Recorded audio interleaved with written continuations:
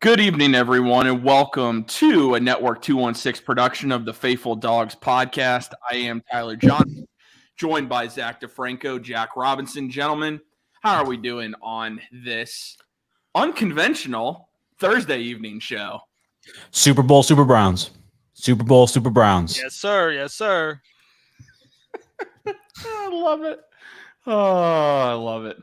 Oh, man. Anyone who's joining us tonight, if you're joining us on Facebook or Twitter, be sure to make your way over to the YouTube channel. Again, we want you guys to join us on YouTube, not only so you can interact with the show, but also if you would consider just liking the video and also subscribing if you're brand new to Network 216.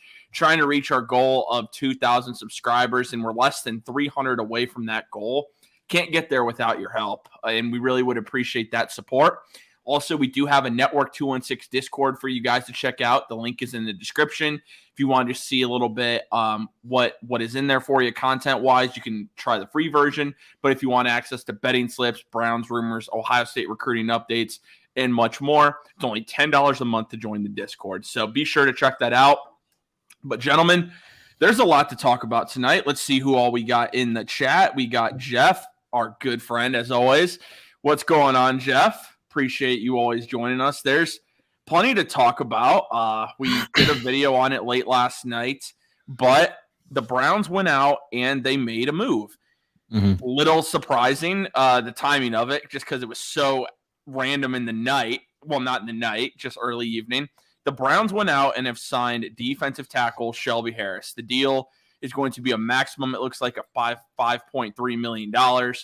Not sure how much the contract is going to be total. I mean, either way, it's not much money, but we talked about it last night, so you guys got the floor. What are your thoughts on this move? Because on paper, not only is this a huge upgrade for the defensive tackle position, you have a starter and you have a guy who is another proven NFL defensive tackle now on the roster.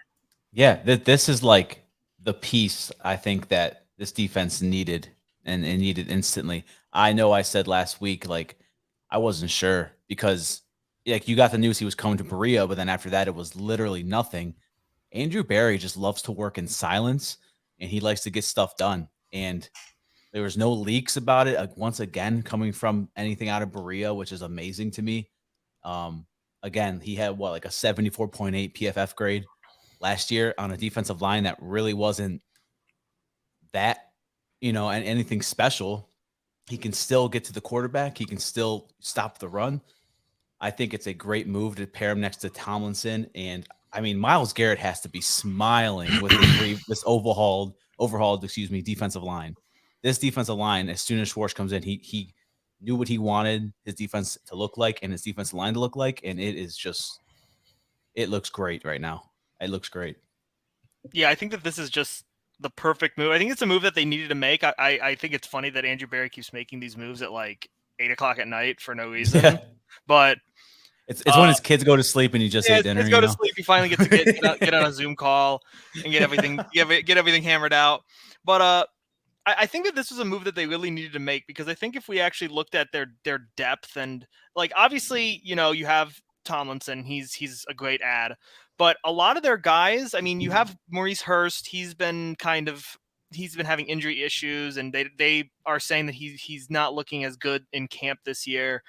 You have Tristan Hill. Siaki Ika is looking really good, but he's still a rookie. He still needs a lot of work.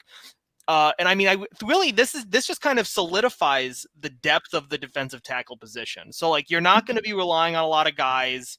Like, you're not going to need Tommy Togiai to like have like a big year, a big jump. You're not going to need one of these guys who maybe you don't have as much, invested in and maybe you're not sure what they are yet. You have a guy that's going to be able to really just slot right in there next to Tomlinson, be a force, be incredibly efficient because of all the help that is on that line in Myles Garrett, in having, Dalvin Tomlinson, in having just all these different pieces on the line. And again, then it means you have more depth. It means if someone gets hurt, it's not over. Like, I was watching where I mean, imagine if someone got hurt in the defensive tackle position and we didn't have Shelby Harris. I mean, there would be no depth. We'd have no rotation. It would just be a complete disaster. Now you have a lot more depth. You have a lot more options. You can move guys around even more because of just how versatile the guys on the line are. I mean, this is just a win all around. I think that a lot of us didn't think that this deal was going through just because of how little it was getting reported on and how kind of moving around talking. But the fact that they were able to get this done, and it's not, anything that's going to, kneecap us in terms of how we're going to handle our money. I mean, it's just a win all around for everyone. And I mean, this is probably the best defensive line we've had since when, like 2014. I mean, it's been a long time since we've It's had. probably the best defensive line the Browns have had maybe in our lifetime. I mean, maybe. From a talent in our lifetime. From a total talent perspective, yeah. Yeah, I mean, it's kind of nuts. Jeff makes a good point here. Going from Winfrey to Shelby Harris is one hell of an upgrade. Yeah, absolutely. And I do think you almost wonder if Perion Winfrey wasn't in legal trouble if they even consider making this move. I would hope they would, but it just makes you wonder that could have really pushed it over the edge. MC Lawrence adds Super Bowl. He also says it's not as entertaining though, going from Perion Winfrey to Shelby Harris, and I think he means that from an off the field perspective. I think entertaining. I say stressful, but there you go. No, that's the best word for it, I think. Yeah. But if you guys look at it now, who is the odd man out moving forward? So this is your defensive line, your projected defensive line now with the addition of Shelby Harris, Myles Garrett, Za'Darius Smith, Ogunmanya Okoronkwo. Then you have Shelby Harris, of course, Isaiah McGuire, Alex Wright, Jordan Elliott, it looks like, and then Siaki Ika.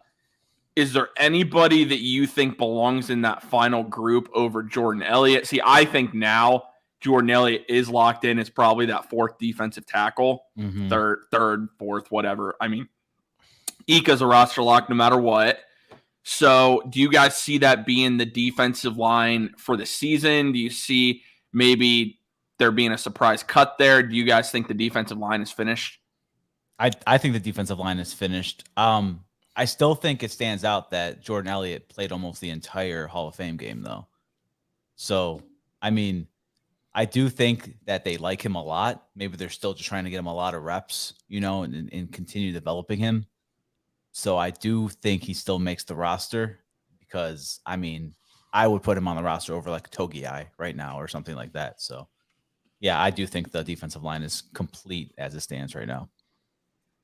Yeah, I think that they have basically gone out and made adjustments and improvements at every position, and now you have depth. I don't think that they need to, hold on to guys like Tommy Togiai and hope that they become something, because I think they're confident in their starters, and I think they're confident in their draft picks with Siaki Ika, and I mean, I think that they're comfortable going forward with those guys. And obviously Tommy's been here for a while and he hasn't really panned out. And other than that, I just don't really think that there's anyone that has really made a big enough of an impact. Obviously Jordan Elliott he's just been around longer and he's gotten the benefit of the doubt a lot of times. So I think that they're just going to roll with him. They're not going to kind of shake things up when they don't really need to, because they've basically gone and gotten a top 20 guy, I'm pretty sure, a top 20 rated player at every position on the defensive line. So like, you do that, you basically know, like, we don't need to have a bunch of these guys in reserves and hope they become something, because we have guys that we already know are good. We just need some guys to rotate out for depth. So I don't think that we're going to see a lot of these guys that were on the brink, even like last year, where we're like, are these guys even good enough to play? Are they good enough to be on the team? I don't think that they really have a lot of benefit of the doubt. I think that we're going to see a lot of these guys get cut bait, because it's just the way that it works when you have this much talent. Yeah, I would agree with that. I think the big one just to watch, I personally don't think anyone is necessarily at least a defensive tackle besides the three locked, because we still have the cut down to where there's going to be 900 players released at the same time. And if you have a scenario where they can find someone that maybe is young and has more upside than Elliott, they could easily just move on from Jordan Elliott and go get that younger player. One thing I wouldn't rule out, only reason I wouldn't rule this out is due to the Alex Wright and Isaiah Thomas injury. I think we'd be able to keep Isaiah Thomas now because they can designate him injury wise, and they'd be able to find a way to keep him on the practice squad. But with Alex Wright, and we're truly not sure when they're going to be back. I'm not saying this happens. I would not rule out them looking at a guy like Melvin Ingram for cheap because Melvin Ingram's older. They've expressed interest in him before. I just wouldn't rule that out. He's an older guy for sure, but you don't need him to give you a ton of reps. You just need him to be a rotational type of guy. And then Alex Wright comes back healthy, you could possibly move on from Melvin Ingram. You don't have to give him a ton of guaranteed money in order to get him here. So I just wouldn't rule that out if I were everyone else, just because you never know what's going to happen. Also, the cut downs are really going to determine a lot. Who's all going to be available, because they're all going to be available at once. Right. So that's going to be interesting how that whole thing plays out. So last night we gave our winners on the Shelby Harris deal, like who really benefits the most from this. I'm not going to say what I chose. I want you guys to say, because I don't want to take one of yours. Who do you guys think is the biggest winner from Shelby Harris joining the Browns? Coach Schwartz. I would agree. I would agree. I mean, dude, I've got to say, I don't know exactly what the situation is or was with Joe Woods and the way that he constructed his roster, but I really got to ask, like, did he not ask for players like this before? Like, because I mean, Jim Schwartz comes in, and I mean, all we've heard is that he's got the respect of every single player, that, you know, Kevin talks to him all the time about, because of course he's a former head coach, he's a former player, and he's bringing in all these guys that are proven in the league, that are efficient at what they do, and are starting quality guys. And he's getting basically he has a top 20 player at every single position on that defense almost. I mean, all of his corners are elite, all of his all the main starters on the line are elite or top 20. And I mean, if anything, this is just the icing on the cake. Now basically what I'm saying is that he has every single tool he needs to come out and have this defense be top 10. Now, now the thing is, I don't even think he needs to be top 10. I think he just needs to be top half of the league. But he has every single tool, every single player personnel that you could possibly ask for a first year defensive coordinator who, I mean, he may had one of the best units last year and he comes in and gets Myles Garrett, he gets Za'Darius Smith, he has Dalvin Tomlinson, he has Shelby Harris now, and you have depth. I mean, this is like a perfect situation for Jim Schwartz to really, you know, turn this unit around, and I think that that's what's going to happen. Yeah, I think other than Schwartz, I think the winner is just the Browns defense in general, just because of the veteran leadership you added there, what he can do against the run, and even getting to the quarterback off the ball. What it can help Myles Garrett and Za'Darius Smith off the edge do this season is going to be something very fun to, you know, keep an eye on. I think this Browns defense, like, dude, you can't run up the gut on us now this year for like 10 yards a carry like we saw the last 2 years, 3 years. Dude, I'm serious though. You can't. And you have to put some respect on the interior defensive line for the Browns now, and you have to game plan around it, as well as game planning around Za'Darius Smith and Myles Garrett coming off the edge. Good luck. Good luck to any offensive line coming up against us week to week, because it's going to be a hell of a matchup for each team. So the big winner in all this for me, and I think honestly it's simple and short and sweet, it's the entire linebacking core, because now you have not only one defensive tackle that is proven in the NFL and can consistently eat up blocks, you now have a second one in Shelby Harris. This is exactly what they've needed. The best way for these linebackers to succeed is for them to not have centers and guards consistently going up to that second level. Right. Now they don't have to worry about that as much. because Siaki Ika could take up blocks too. That's what you need. You've needed guys consistently that can eat up blocks. The reason JOK, yes, he's been hurt, but these linebackers looked terrible last year because they couldn't do anything because offensive linemen kept getting to the second level. No longer. Good luck being able to single-handedly one-on-one block Myles Garrett, Za'Darius Smith, Shelby Harris, and Dalvin Tomlinson, because it's not going to happen. Or when you go with the NASCAR package and you put Ogbo out there and you rush 5 defensive linemen, good luck. That's all I got to say. So yeah, that's what I'm saying, dude. It's literally going to be it's going to be night and day difference from what we saw last season. Night and day. Yeah. I mean, it basically solves like a lot of our biggest issues is that, you know, you can have Myles and you can have Za'Darius Smith and you can have Dalvin Tomlinson, but if you need that second guy in the middle to really shore everything up, because otherwise, you know, you're not going to be able to get, you know, complete and total pressure on the quarterback. He's going to be able to step up. They're going to be able to get to that second level. And once they do that, it's like you can have the best edges in the world. They're just going to chip. They're going to double. They're going to do everything they want to make sure that they just take out your best guys. But now that you have 4 guys that are all capable of getting pressure, getting to the quarterback, it makes it so much harder for teams to accommodate for it. And so it's just going to make the whole defense better because it's going to put more pressure on the quarterback, more pressure on the offensive line, make it more difficult for them to get yardage in you know, even just with in the rushing game, in the passing game, everything. It's going to make everything harder, and that's all you want. And kind of like what Lawrence was saying, it's better for the entire offense because it means that you're probably going to get the opposing offense off the field more often. You're going to get more chances to score, and that's really all you can ask for.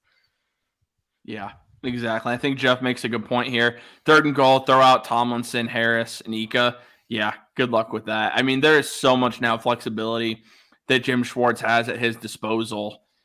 It's just the talent that has been brought in by Andrew Berry, win.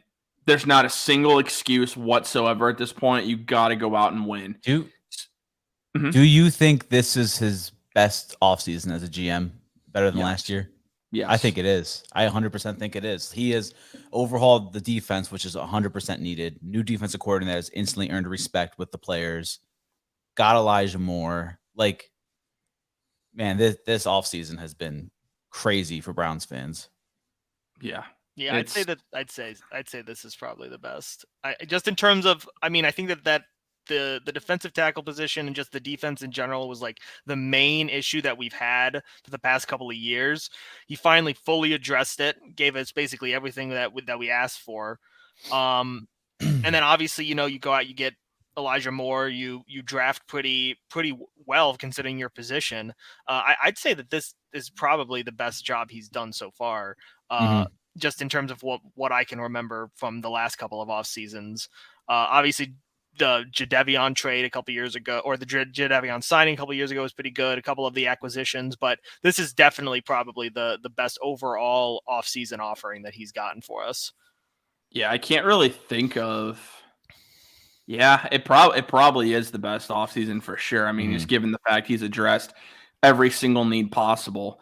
We did have some news come out over the past week here, and it makes you wonder. I want your guys' thoughts. If you think now the Browns now have some injury concerns, Alex Wright is projected to be out into the regular season, the start of the regular season at least. Not sure when he's going to be back. Sounds like Isaiah Thomas as well. They both had knee surgery. So I brought up, obviously, Melvin Ingram as a name they could look at. Do you guys think they consider bringing in another defensive end, especially like in the preseason? I mean, they brought in Charles Wiley, but on Friday night, let's say Lonnie Phelps, for instance, gets hurt as a UDFA and they need to bring in someone else. Are you guys looking more at the veteran market to bring in a guy like Melvin Ingram, or do you think they would look more so of what they've been doing so far, looking at the USFL and XFL guys that are available? I would assume that they might take a look at a veteran or just one of these guys who might end up getting released at some point, just seeing what's available on the market. Obviously, I mean, how much money do they still have left over? I mean, after this signing, I mean, it's not a lot. No, I don't think it's much, but but something to keep in mind. I don't know if they even have the contract for Shelby Harris in there yet. Right. So let me see real quick, because obviously the max money on that is $5.3 million, but we know that's not going to be the base. Maybe they do have it in here, because I want to see what all they got in here. As of right now, it's saying the Browns still have set. Yeah, I don't think this has been updated. It says they got $17 million, which would not be. That just wouldn't be accurate right now. Yeah, that's not accurate. So I mean, we can assume it's probably around 10-ish million, I would think. I'm not sure if there's been anyone else that they've signed to guaranteed money, or to that we know the exact terms of the contract, but we know they've at least put 5.3 in. So we'll just add like another couple million, just assuming that they've signed other people to contracts. And I would say that if a guy like Melvin Ingram becomes available. Oh, he's available. He's a free agent. Well, no, not that he becomes available. I mean, more so that he becomes that he's available for the right price. Oh, gotcha. Just that they have a little bit of flexibility in case they need to sign somebody or trade for somebody, and they need that extra money. Then I think that they would love to do that. At the same time, I think that they've also been really active at looking at the USFL and some of these other leagues. Specifically to get these guys. I think that they might be looking that direction, just because I think that that's just something that they've been prone to do, and they might just want to invest as little money as possible into a room where they are assuming that once Alex Wright gets healthy, he's going to come and take back his role anyway. So it's like, why I don't know if they're really willing to give up that much money, considering just how tight the contracts and the money is this year. Yeah. Shelby Harris, by the way, that has not been, I can't find any site that has his contract details. So nothing yet on that. It's probably not going to be released yet. Do we know if it's already been signed, or is it just like he's planning to sign it? Well, the Browns officially announced the signing of Shelby Harris. Okay. So, I mean, but I don't know if he's actually like in Cleveland now, or what the process is. I mean, he's been sharing like posts on social media and whatnot, but I don't think he's arrived in Cleveland yet, it looks like. But I don't know either. I mean, they didn't release any pictures or anything.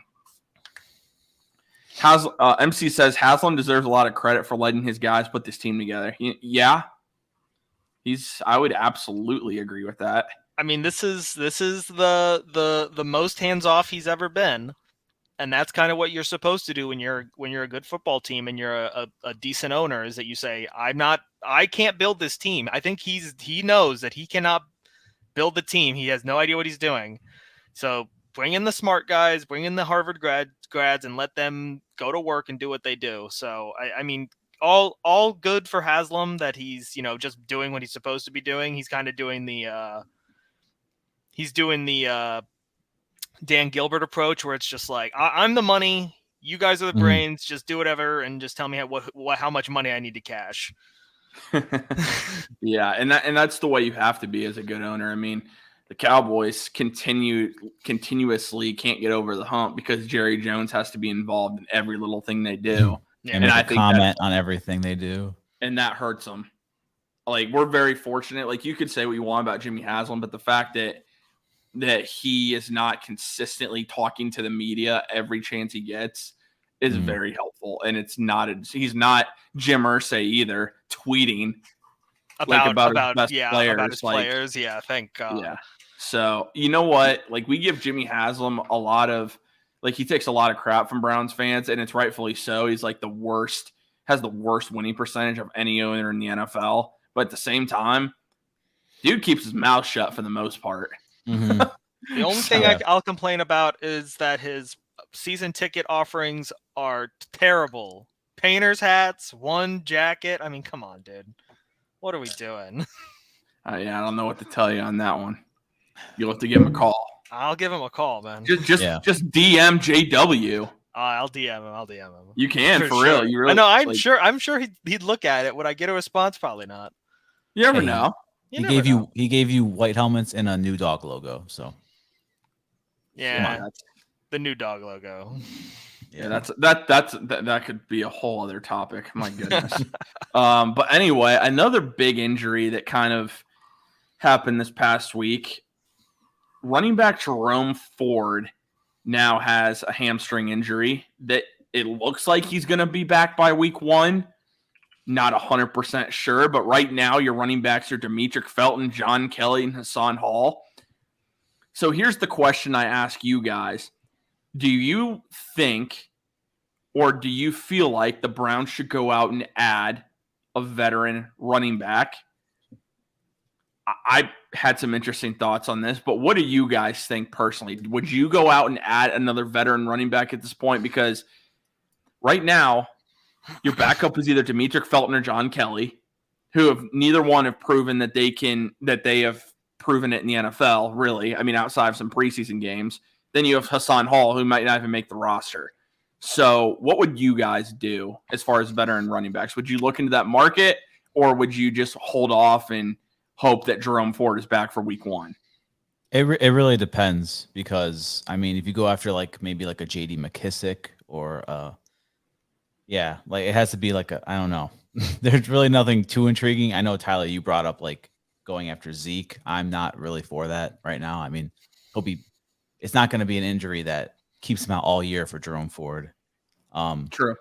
I really think that Stump Mitchell loves John Kelly. I really do. The dude really just hasn't had a chance outside of preseason. So he could just be one of those guys that kind of just comes in and fills in with Felton for a little bit until Jerome Ford is 100%. I think it could be something like that. I don't know if they're going to sign another running back. I don't know. I mean, I would love Zeke just because he's Zeke. I'm not saying no. Listen, hold on, Zach. It's such a homer. It's a homer take. Listen to what I'm saying. Listen to what I'm saying. I'm not done. I said I would love Zeke just because he's Zeke, but at the same time, I'm honestly fine with just John Kelly with Demetric Felton for maybe a week. Those two for a week, we can live. It's not the end of the world. Jerome Ford does not have a serious injury. It's not anything that's going to hold him out for very long that we know of.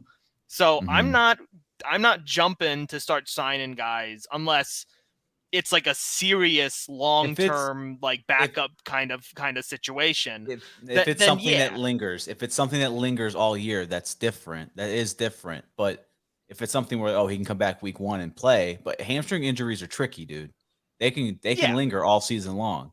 Yeah, so but if it's something like that, if it's something where it's okay, so instead of it being every X amount of downs, we always run Jerome. It's every X set of downs, maybe we put in John Kelly, or maybe we put in we decide it's a passing play and we put in Demetric. Are we really going to notice that big of a difference if it's sometimes we run Jerome and sometimes we run somebody else in that RB2 slot?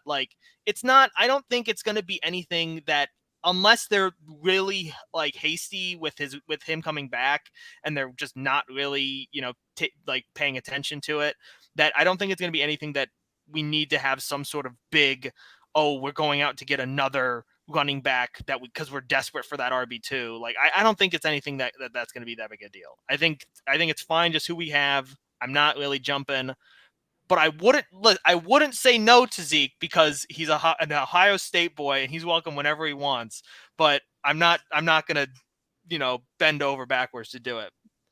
No, listen, and I wouldn't bend over backwards for him either. I even said I wouldn't even consider it unless it was cheap, $3 million or less. Because to me, it just makes too much sense. If you can get a guy like him that cheap, I'm doing it. Well, I think this is also true. I think this is also true. I do like that take by Cardboard, man. Put him at RB2. Bro, you're seeing it a lot. But he's okay. Not consistent reps, but if you have him, he's already getting reps out of the backfield. We see it every day in camp. So if you have Demetric Felton and Kelly getting snapped by committee at running back 2, and you have Elijah Moore out of the backfield, do you really need to make a rush to replace, Jerome Ford at running back 2? No, you really don't have to. I don't want Elijah Moore lining up in the backfield that much. If Elijah Moore is taking 5 to 10 handoffs a game, I'm not really for that personally. No, it's not going to be like that, dude. it's not. I'm saying like it, like so let's say that the hamstring injury it's prevalent. It's not really restricting his ability, but let's say Jerome gets what 5-6 touches a game, Yeah. and then Elijah gets like 4. Or even less. He gets like 2, and then like Dimitri just comes in for like 4 or 5. Like I don't think they're not gonna run him out there if he says like, oh hey, my hamstring's kind of bothering me a little bit or anything like that. I don't think that as long as he's not 100% that they're gonna run him into the ground as the RB2. But at the same time, it's like I don't think that they'd feel weird like putting John Kelly or Dimitri Felton or Elijah Moore back there and just saying, we'll just kind of make the RB2 like an RB2 by committee, and Nick's obviously the RB1. Just whenever he's not on the field, we have these other guys that can do stuff. Like Jerome Ford isn't his skill set isn't so unique as an RB2. He's not like a Kareem Hunt where he has his own unique skill set to where you need someone who can replace his productivity. I don't think it's that big a deal. To be honest. So like, I don't think it's something that we really need to be worrying about. So here's the question, because I proposed this to people too. So let's say Jerome Ford never really is 100% this year just because it keeps lingering. I mean, he plays through it, but it's obviously bothering him. So more confidence in Dimitri Felton and John Kelly as your running back 2 and 3. Or would you feel more confident bringing in Ezekiel Elliott for under $3 million for 1 year? If that's the contract, sure. But I just think, along with like Kareem Hunt, I think him and Zeke just lost too big of steps. I really do. But I think Zeke behind this line could average 4 yards a carry still. Yeah. Well, Zeke's also a good blocker too, which I think would be huge for because this offense. Kareem Hunt was also a very good blocker. Mm-hmm. So you kind of bring that right back too. Don't talk me into it, guys. Come on. I'm not trying to talk you into it because I'm perfectly fine. Like obviously, Tyler, we don't know the extent of his injury other than that they don't think it's very serious. But obviously, if it comes out that he re-aggravates it and then he's might be out for extended periods of time, then I think you should start looking at into that veteran running back market, because then this might go further into the season and you might need a guy who's consistently capable of being an RB2. And then if a guy like Zeke's still available, maybe you bring him in and you see how it goes. But at the moment, I'm fine with who we got. I'm not worried about Jerome missing that much time. As long as he doesn't miss multiple weeks during the season, then I'm good with the guys we got. The only reason I was even considering it's a big if. He's got to be willing to take under $3 million or less. If he's at that point, I'm not kidding. Even with what we got, if he's willing to take that, I don't know. To me, that's just a no-brainer. It really is. Like, if a guy like that is willing to take that less of money because he's not going to get it anywhere, and Zeke would want to come back to Ohio potentially, I don't know. Like, you could sign me up for that, because to me, that just makes a lot of sense all the way around. It gives you that proven guy behind Chubb that has shown that obviously has produced as an NFL back, gives you another guy that is good in pass protection. Also doesn't mean you have to give Nick Chubb 300 carries a game too. Yeah. I mean, I'm curious also just what his market is. Obviously, I haven't heard anything about him getting even, talked to by anybody. So I'm interested just to see what his actual value would be if the Browns brought him in. It wouldn't be much, dude. Yeah. So the Patriots brought him in for a visit and he didn't sign there. So that's the only visit Zeke's had. Dalvin Cook's had more visits than Ezekiel Elliott. Well, Dalvin Cook is Dalvin Cook. Leonard Fournette hasn't visited anybody. And even Hunt's been Saints plan on signing him, and then he went and he didn't sign a contract there. Then he went to the Colts and he didn't sign a contract. They didn't even reach a deal. Yeah. So I think the market right now for running backs like that is crap. I think it's crap. So I think if you can get like Zeke for $3 million, $3.5 million for a year, you might talk me into it. And that's if Jerome Ford has a lingering hamstring injury. Yeah. We'll see how it goes. It's just remarkable. Thank you, MC. There's all these running backs. Listen, listen, it's not that I don't feel good about. I'm sorry. I was trying to pull up this comment. It's not that I don't feel good about John Kelly, but there's a particular reason why he's never been a third running back on an NFL roster. He's always been a practice squad guy. If they thought he was more than that, he'd be on the active roster consistently. I'm not saying he's not good. I'm just saying I think there's a reason why. You don't think the duo of Chubb and Hunt lingered, like took away from that at all? All he had to do was beat out Dearness Johnson if he was good enough. Dearness Johnson was good too, though, for a little bit, man. I know, but I'm saying if Kelly is, I have nothing against John Kelly, but if he was like this guy that they think is good enough on the roster, he'd be on the roster. I think they like having that type of guy on the practice squad that they can call up if they need a special teams guy. But I don't know how confident they are that they can give him carries in a regular season game and feel good about it, is what I'm saying. Because there are certain guys like that. Hasn't he got carries in one of the games like a couple years ago? Like, was it a COVID game? Maybe. Yeah, it was a COVID game. Probably. I think it was that could be why. I think I was at that game. I think I was at that game too. All I know is that it's hard to really get opportunities as like a fourth or fifth string running back or a practice squad running back when you're coming up behind Nick Chubb and Kareem Hunt and Dearness Johnson and Demetric Felton. Like, obviously, yeah, Demetric, we don't know 100% like what his future as a running back on this team is, but he also was drafted by Andrew Berry. He really wants him to succeed. He's a pocket knife player who can kind of just do whatever you need him to do. So, the thing is, it's just like at what point, like it took all of our guys getting COVID for him to finally become a guy who could play in an actual game. I think it's just it's an issue where he's on a team that has too much running back depth. I don't know if it's a talent thing. So Craig brings up a good question. Zeke near the veteran minimum at this point. Is he worth $3 million? I'd pay $3 million for Zeke Elliott. You could even do a veteran minimum and have the max value up to $3 million. That's easily another deal they could do. And I saw MC Lawrence saying Hunt over Zeke. No, I'm not there. I think Zeke is better than Kareem Hunt. I really do. And I love Kareem Hunt. I'm thankful the Browns that were able to have him here for the last couple of years as a backup running back and able to pair him with Nick Chubb. I still think, though, Ezekiel Elliott's a better football player. I really do. Maybe I'm wrong. Jeff's point, we saw Zeke last year in that running back 2 role. We haven't even seen Zeke in a running back 2 role. Pollard and him split a lot of reps, but Zeke behind Chubb could be a whole different story. Maybe it remotivates him. So I don't know. Yeah, I'm curious.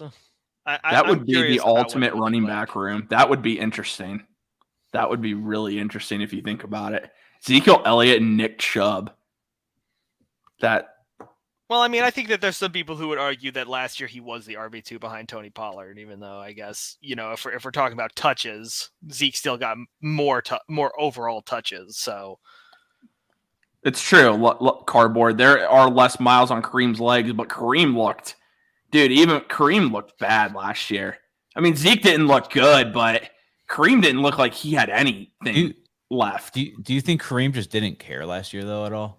After we didn't give him that extension, there might have been. I think that's not entirely out of the question, honestly. But also, don't you think like he would be playing for an extension elsewhere too? Well, he wanted a trade, didn't he? He asked for a trade at the deadline. But you have to produce too. I know. Producing, no one's going to want you.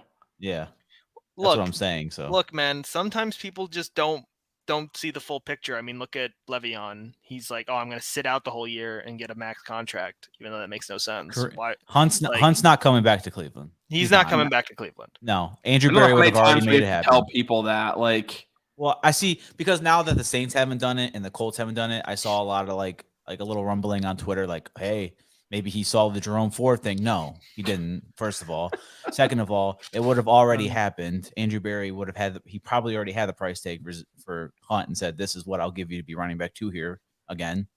And Hunt's like, no, I can get better elsewhere. And I think he's realizing he can't. Andrew Berry is very good at that. He's very good at laying out the market, saying, okay, then go get better elsewhere. And then players realize they can't get better elsewhere. Exactly. Best of luck wherever Kareem signs. Some of these guys are going to have to wait, though, till there's injuries. Yeah. And they might, and some of them might go into the season unsigned. That will probably happen too. Anyway, moving on, guys. Obviously, the Browns play tomorrow night. They'll play the Washington Commanders in Cleveland, the one home preseason game that the team has. It looks like the majority of the starters are expected to play. Deshaun Watson's going to start, not play that much, play a series or two. It sounds like only a certain number of snaps. So here's the question I want to bring up to you, and then we'll get into like what just things you really are looking forward to seeing tomorrow. How do you guys feel about the whole dynamic of resting the starters and not playing them in the preseason and then playing the starters in the preseason? Because I personally believe, and a lot of people disagreed with me. Fine, they're entitled to their opinion on Twitter. X, sorry. Hey, It's Twitter. he's a good contributor to the Discord. All right, he is. No, I agree. No, I'm not even talking about that. I know, dude. Anyway, so no, but for real, I said that Deshaun Watson playing a quarter, not a quarter, a drive or two. I mean, it's great, but I think this preseason he needs to play a total of a half. I'm talking the entire preseason a half, because this is a guy that even was asked about, do you think the rust is gone? And he said, I'm not going to know until I step on a football field. He needs to play. Have the start, have these starters out there. It's a risk with injury for sure. And of course, you don't want to lose your franchise quarterback. You also don't want to get to week 3 in the season and he's still trying to shake off the rust. So I don't know about you guys, but I personally think your starters need to play at least a half through the 4 preseason games. Total. What starters are we talking? Myles Garrett doesn't need to play. Nick Chubb doesn't need to play. No, I'm talking to everyone. I'm talking like Deshaun Watson needs to get reps. I think just Deshaun and maybe just the guys on the offensive line. Maybe not all of them starters. Elijah Moore needs to get reps. Elijah Moore gets some reps. But Amari Cooper, probably not. Cooper does not. Chubb, probably not. And Njoku, nope. Yeah, no, David. Nobody who we already kind of know what they are and how good they are and that they don't need to prove themselves. Like, Deshaun needs it just because he needs the reps in an actual game setting. Mm-hmm. But also at the same time, it's like he doesn't need to have the whole offensive line out there the entire time. Like maybe like first possession, have the full offensive line, really get an idea of how they need to get a whole perfect idea of how he moves around in the pocket, how he extends plays in an actual game setting. Do that, then maybe, sub some of those guys out, but keep Deshaun in, let him play for, a quarter or something, and then just, Elijah Moore, you come out. Anyone else that they're, I don't even know if I'm sure DPJ is going to play, but, take him out. Like, take some of these guys out who it's like, we don't need to see them play in the preseason, but Deshaun just needs, and even Deshaun, they may think he doesn't need to. Just give him the reps, but he doesn't need to have the first team guys.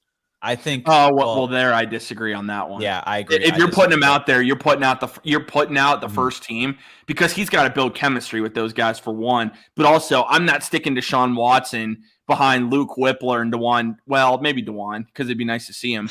But I don't want to see him out there with all the backup offensive linemen. Oh, well, I'm not saying to take that. Well, that's why I said, like, don't take all of them out or just take them all out at once. I'm saying, like, take the guys who you are most concerned of getting injured, like, Jack Conklin, maybe take him out because he's had some knee injuries. Take him out at some point, like within the first quarter, and put out DeJuan Jones just because you want to see what he is. And then, obviously you say, oh, well, you don't want to take out all the wide receivers, but I don't think Amari should be playing anyways. So take out just Elijah or just take out DPJ, have one of those guys out there, but then see what the other guys can do. Like, I think that having a lot of the first team guys out there, but not all of them with Deshaun is fine.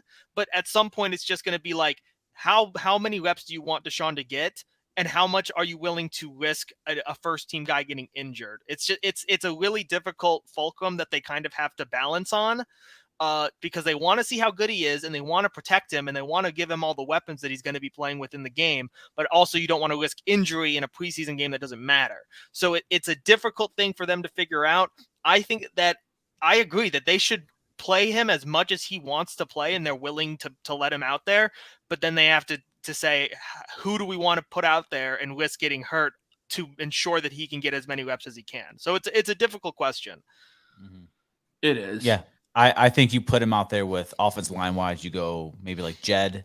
I think you have to play Jed out there. He needs to get some live reps that aren't one-on-one against Myles freaking Garrett, dude. He just needs some tape so that people can stop ragging on him. Batonio obviously does not need to play. He does not need to play. I think you even put Pochik out there for a series with him, you know? Yeah, maybe. I mean, Pochik could be a guy where it's like they might want to be careful just because he got hurt last season. We're not doing Nick Harris again. Not Nick Harris. Oh God, please. Dude. God, that would I be want a Nick Harris situation. healthy, dude. I want him healthy this season, just in case. I mean, unfortunately, he's going to be cut probably. You think? I don't see them keeping 3 centers.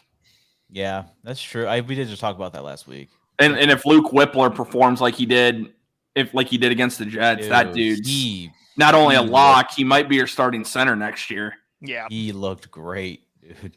Yeah. So, but yeah, I mean, I think Deshaun needs to play at least like, I don't know, a half total. You said, Tyler, in the preseason, a half total.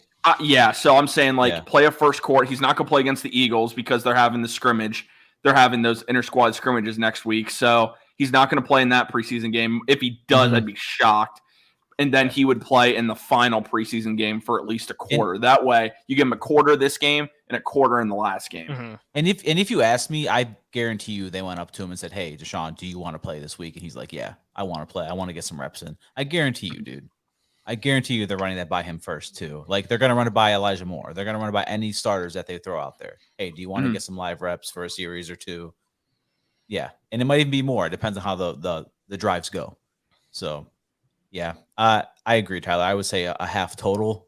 But those live reps against the Eagles are, in my opinion, they mean more than even preseason games. I would agree with that. A lot of teams take those more seriously. So. Yeah. Yeah.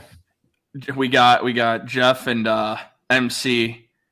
Jeff obviously saying, I get what you're saying, but I feel playing them that much in the preseason. I get it. MC says, Watson needs reps. So Rusty Watson makes me nervous. See, that's where it's so hard to find the happy medium because the last thing I want is Deshaun Watson to be rusty midway through the year because he didn't play. That's the problem. It's so difficult to find that balance for what he needs, but the one thing we have to hope for, obviously, just no injuries, or if injuries, they're minor. I will say so far, we've been very fortunate. Not that Jerome Ford and Alex Wright, some of these guys aren't going to be major contributors, but so far we've been really lucky in that Knock on wood. standpoint. Absolutely. Yes. Now, as far as for Friday, it's a preseason game, but what are you guys most looking forward to seeing, not only on the Browns, but from Washington? Honestly, I want to see how Sam Howell plays. I saw him at the end of last season. I thought there were things he did well. He's pretty mobile for a quarterback. He's learning under Eric Bieniemy. That's a whole other conversation. And what's going on. Washington already has issues. But I'm encouraged to kind of see what he brings to the table. I also have him in Dynasty, so I definitely want to see what he does. But then up for the Browns, I just want to see the offense look efficient. They don't need to go down the field 99 yards and score a touchdown. They get a field goal, awesome. Watson leads them to a scoring position. That's what matters. So what do you guys want to see on Friday? I kind of just want to see us kick their butt, but I also want to see that Watson to Moore connection kind of early on.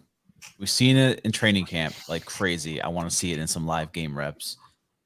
You want to see Sam Howell. I want to see Jacoby Brissett from Washington side, dude. I want to see Jacoby. I love Jacoby here, dude. I wish him nothing but success. And Ron Rivera even said, don't sleep on him being the starter this year in Washington. So I want to see him. I want to see that competition kind of, you know? I love Jacoby, man. I feel like I feel like he's probably like the best backup quarterback that you could have. Just the way that he presents himself and he carries himself. He's the guy you better want. Than Ryan Tannehill, bro. I mean, yeah. No, not Ryan Tannehill. My bad. Fitzpatrick. My bad.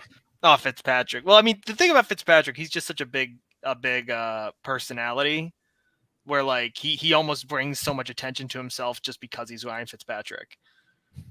Just the But, like, shades and the the unbuttoned shades, shirts, and he's got the big Hawaiian shirt with all his hair sticking out. But I mean, Jacoby, he's just like, yeah, man, I'm just ready for whenever I get to play. Yeah, when I get to play, it's gonna be great. Humble, Like, very humble. He's humble. He's really nice. I'm super. I just want to see the connection between Elijah Moore and Deshaun, but I also just want to see him looking more comfortable because there was a lot of plays and a lot of situations last season where you could tell he was forcing it. You could tell he just didn't have that touch on the ball that he had back in Houston. Obviously, we're not expecting him to get to that spot immediately, but we know that he can get there. But he just looked way out of his element last year, and I just want to see him going into these plays, going into these sets, comfortable, really focused, just executing the way that we know that he can.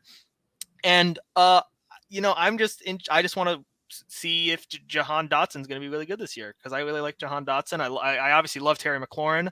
And I just love watching those guys play. So, I mean, I guess if we're talking about the Commanders, that's what I want to see. Because, I mean, I want to see what they can accomplish in a Eric Bieniemy offense.